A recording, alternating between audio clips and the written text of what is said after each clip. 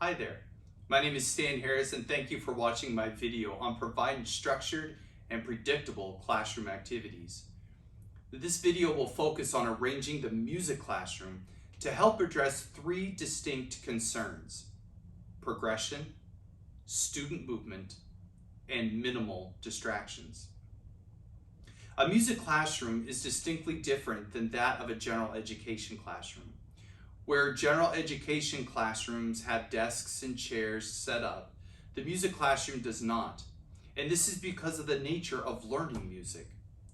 Pedagogical music methods and approaches such as Kodai, Orff Schulwerk, Suzuki, and even Dalcroze utilize an open space free from desks and chairs to allow student exploration of musical concepts during the lesson. At times, instruments are methodically set up in the class for a lesson, but can easily be adjusted to meet whatever arrangement is needed for that particular learning moment, which takes us to our first concern: progression. Progression is nothing more than the flow of the class. In other words, flow is the state of involvement during a particular activity during class time. One researcher writes that while in flow, individuals experience a sense of control, an intense level of concentration, a loss of self-consciousness, and even a feeling that time has even been altered. Have you ever been immersed in an activity that you just lost track of time because you were having so much fun? Well, I know that I have. However, the flow can be interrupted if things are not properly planned, especially for our special needs students. So, be aware of the classroom setup. Make sure that your classroom is properly organized so as to not disrupt the flow or the progression. Make sure that there is order. Instruments are properly stored in a safe place, temperature of the room is adequately set, and even the door and windows are shut.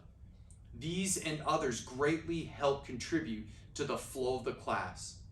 Students with special needs do thrive when there is order in the classroom.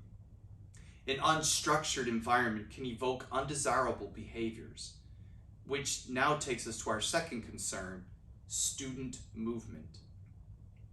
If you have ADHD students or students with other learning disabilities, the plan should include a way to maximize their potential by using good room design. The rooms should be organized, neat, and clean so the students will see that when they walk into your room.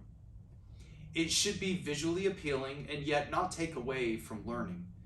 Aside from the learning disabilities, there are those students with physical disabilities as well. Having a room that is well organized will allow for students using personal mobile devices such as wheelchairs, scooters, crutches, and walkers to move freely about your room. Now, our last concern is minimizing distractions. This is directly attached to the first two concerns discussed earlier in this video. Just the other day, I was sitting in my office talking to a student, and while they were talking, my cell phone rang and interrupted our conversation. To minimize potential distractions, I should have turned my ringer off. Sometimes distractions are completely out of our control. However, be proactive in canvassing your classroom often to help eliminate potential distractions. Distractions could include something as simple as pencils or pens on the floor, pictures that are somewhat hanging on the wall, or even open windows or doors allowing sound to come in. Or how about blown light bulbs or flickering bulbs in your classroom? These are things that we need to be aware of. However, we may even distract unknowingly while having good intentions. For example, as music teachers, we may want to teach our students dynamics through listening activities. But what about the students with ultra sensitivity to sound? In this case, playing something loud would work against our objectives for student learning, like that of a student with autism or ADHD. According to an article written by Smith and Klassen, in order for academic progress to take place, it is important for all teachers not only to recognize the problematic needs of students with disabilities, but also to be able to select instructional methods and accommodations that address those specific deficit areas. In our case, with teaching dynamics to a student with autism or ADHD, we may hand out a pair of noise softening headphones to the student. Or maybe we just simply turn down the volume. We could even let the student know by a simple gesture that a louder than normal music example is about to take place so that they aren't surprised or scared. These are just a few things that can be done to help accommodate students with special needs and eliminate potential distractions in our classroom. Most pre-service music education programs do not offer special education specific music related courses. Most, if not all, music education pedagogy classes are geared towards the general classroom instead of the inclusive classroom. However, the message for teacher preparation programs in school and district leaders is clear. Teachers need better training and support on strategies for providing more intensive behavioral interventions for students who exhibit the most problematic behaviors. Don't let the unknown deter you from providing the best music education for your students. Talk to your building professionals and paraprofessionals in special education about meeting the needs of your students in the school.